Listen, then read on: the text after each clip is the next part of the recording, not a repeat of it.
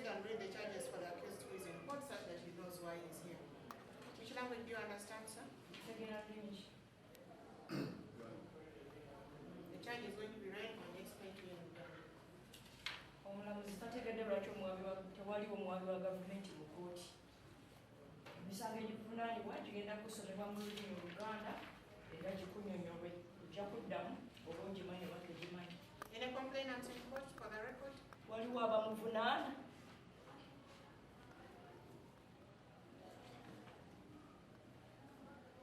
Mugabi Julius olina emyaka 32, oli Muganda, tolina mulimu, oli mutuuze w'omu Kizungu zone, ekisangibwa mu Makindye division mu district y'e Kampala. Omusango ogusooka ovunaanibwa omusango gw'okutuusa obuvune ku muntu ogw'amaanyi. Kino kimenya amateeka ga Uganda kawaayiro 222. Bwana Patrick, Mugabi Julius n'abalala batanakwatibwa kigambibwa nti n'ennaku z'omwezi 19 omwezi gwe-11 omwaka 2024 eddwaliro ly'ensango St. Francis erisangibwa mu Makindye division mu district y'e Kampala mu ngeri emenya amateeka mwatuusa obuvune ku Dr. Matovu Zaidi. Have you heard and understood the charge? Omusango ogusooka oguwulidde era ogutegedde.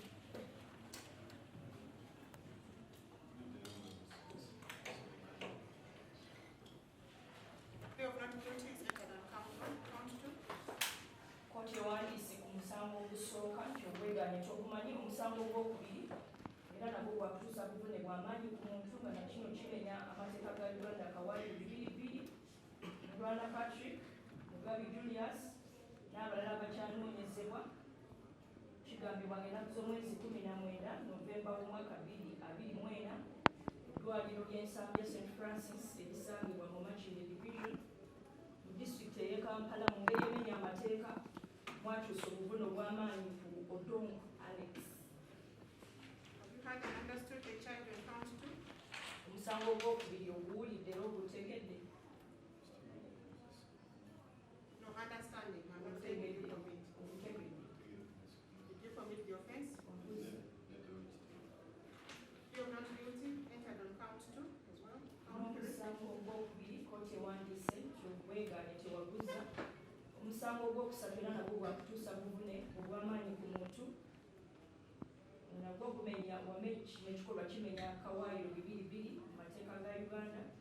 Bwana Patrick, Mugabi Julius n'abalala abakyanoonyezebwa ng'ennaku z'omwezi 19 Novemba w'omwaka 2024 ku ddwaliro lya St. Francis mu Makindye division district y'e Kampala mu ngeri emenya amateeka mwatuusa obuvune obw'amaanyi ku Munyanda Anthony. Have you heard and understood the charge on count 3? Omusango ogwokusatu oguwulidde era ogutegedde.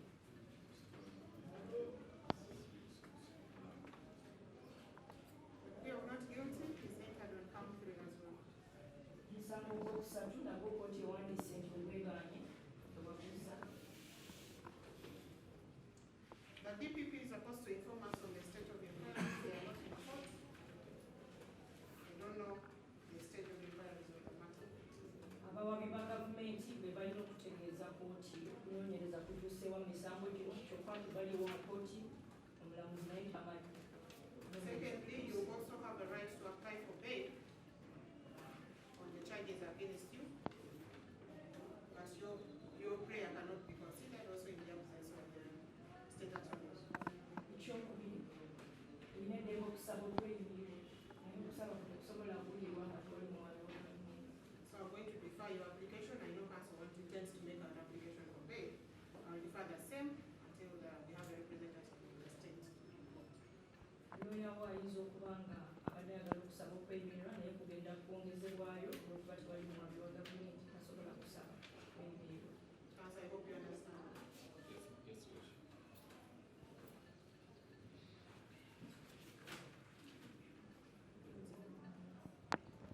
Council, our available date is 9 December.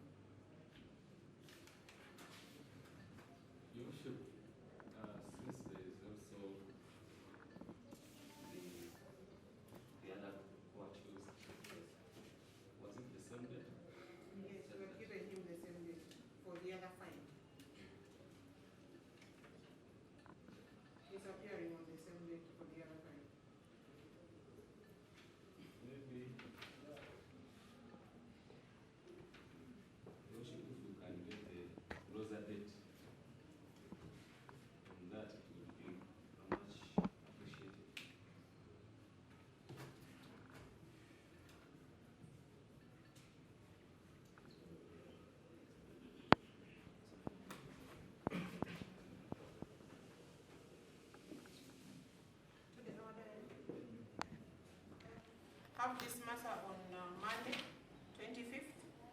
And the production warrant is going to be issued for A1, so that he also gets to hear the charges against him. Much obliged. Emisango gugenda kuddamu okusomebwa nga 25 Mande ya wiiki ejja. Production warrant naye egenda kusayiningibwa bakuvunana naye aleetebwa ategeere emisango emirala egimuvunanya. So you're mandated to Luzira prison until the 25th day of November 2020. Sindikiddwa ku rimande e Luzira paka ng'ennaku z'omwezi 25 omwezi gw'ekumi mwaka. And the production warrant is issued for A1 for the same date. Production warrant naye okooti eragidde kusayiningibwe aleetebwe nga 25 bakuvunana naye.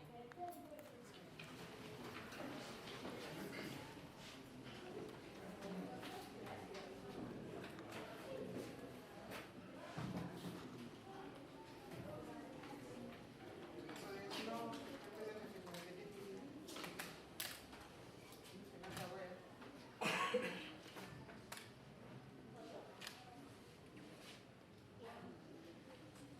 Children, record? Please, your worship. My name is Nahabo Precious.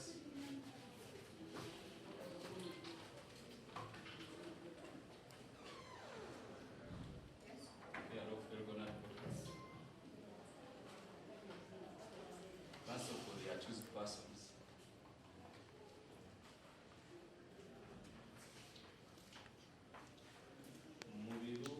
Mugabe Julius is present in court, whereas Murana Patrick is on remand for other charges.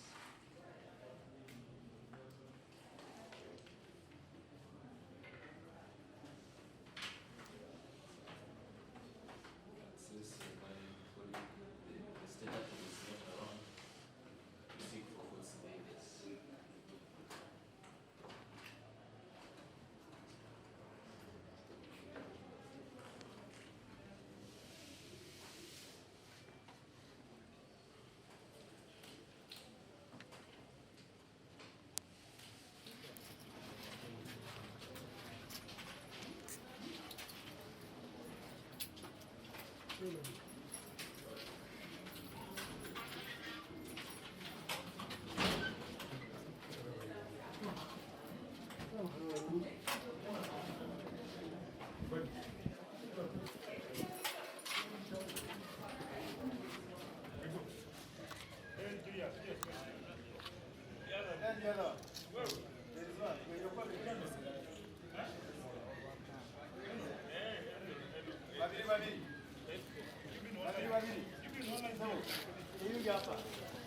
Let's go.